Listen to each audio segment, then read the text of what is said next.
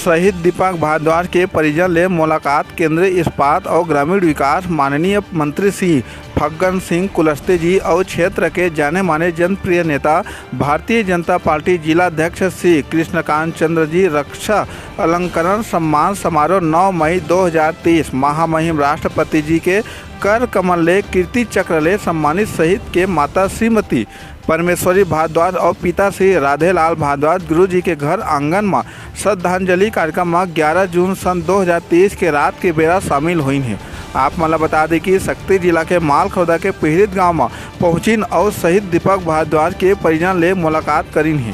CG panchayat news ले राम कुमार मनहर की खास रिपोर्ट। गाँव देहात के हर छोटे छोटे समाचार पर हमारे चैनल लाइक और सब्सक्राइब जरूर करो।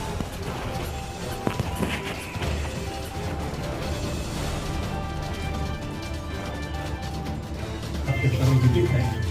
कि मेरे बड़े बेटे शहीद सब इंस्पेक्टर पुलिस दीपक भारद्वाज जी ने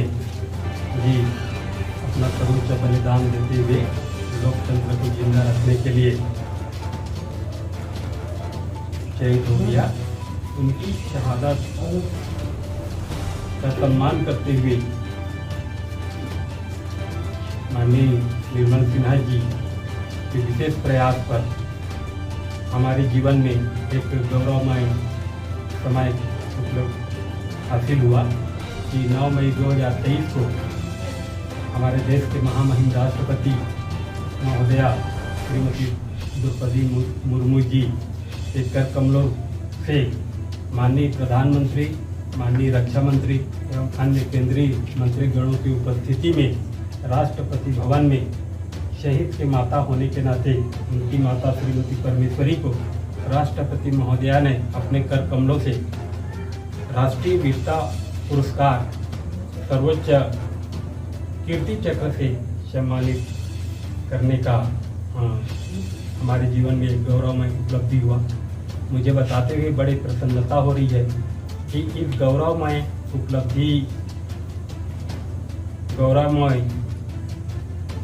गर्व से भरे हुए कीर्ति चक्र की